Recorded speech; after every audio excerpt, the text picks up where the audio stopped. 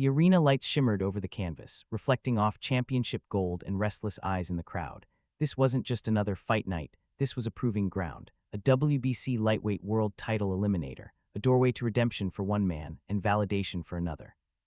From Japan, the relentless pressure fighter, Nihito Arakawa, a veteran of wars, a man who had tasted defeat but refused to break. He wasn't flashy, he wasn't elegant, but he was durable, determined, and dangerous in ways that only fighters who have bled understand. Then came the music for El Niño de Oro, Jorge Linares. The Venezuelan technician, a two-division world champion whose hands were poetry in motion, fast, sharp, precise. When he was on, he was untouchable, a master craftsman sculpting combinations in midair, but there were whispers about his chin, questions about what would happen if the fight turned ugly. The referee called them to the center, final instructions delivered. The bell rang. Immediately, Linares took command of the geography. Smooth footwork, sharp jab. He dictated distance like a conductor leading an orchestra. Arakawa pressed forward, high guard tight, absorbing information and punches. A right hand from Linares cracked over the top. A left uppercut slipped through the middle. The early rounds were a showcase of timing and accuracy. But Arakawa kept coming. He invested in the body, thudding hooks against the ribs. He walked through clean shots to land his own. The tone was set, skill versus pressure. And the night was only beginning. By the middle rounds, the rhythm of the fight became hypnotic. Linares glided across the ring, pivoting out of danger, resetting in the center. Every time Arakawa stepped in, a counter was waiting. A straight right down the pipe, a snapping left hook, a beautifully timed uppercut that split the guard and lifted Arakawa's head. It was surgical.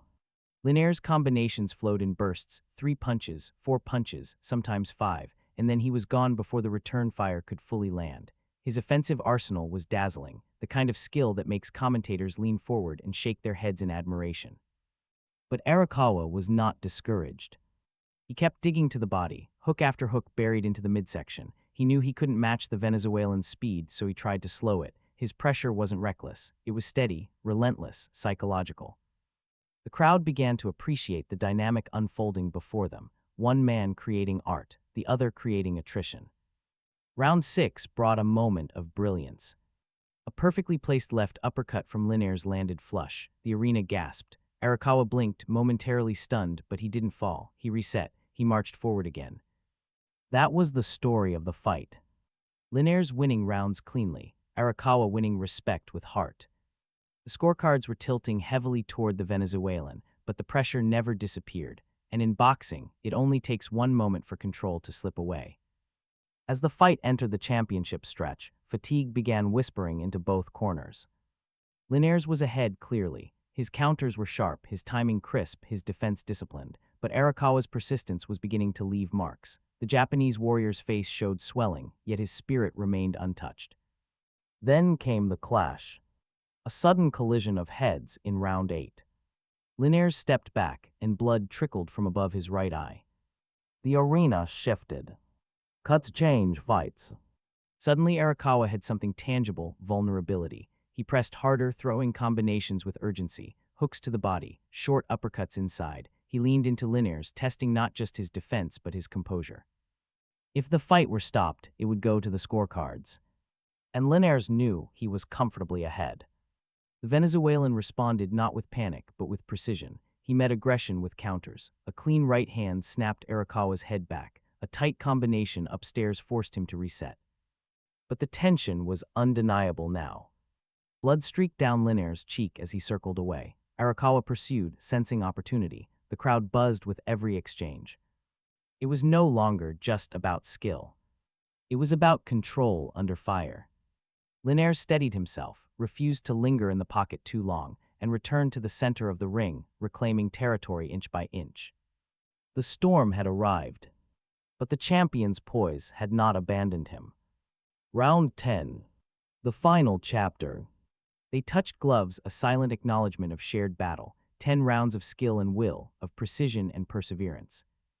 Arakawa knew the truth. He needed something dramatic, a knockdown, a knockout, a miracle. He surged forward with urgency, unloading hooks to the body and swinging upstairs. His punches carried desperation now, but also courage. He had not stopped trying for a single second of the fight.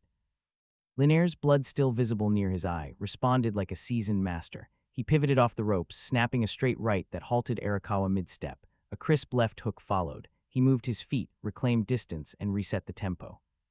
The final seconds turned into a spirited exchange, both men trading in the center, neither willing to retreat. Then the bell rang. They embraced briefly, two professionals who had tested each other honestly. When the announcer stepped forward, there was little suspense left. Unanimous decision. All three judges in favor of the winner of the WBC lightweight world title eliminator. El Niño de Oro, Jorge Linares. His hand rose as the crowd applauded not just victory, but brilliance under pressure. Arakawa had brought hearts. Linares had brought class. On this night, skill prevailed, but respect was earned by both men inside those ropes.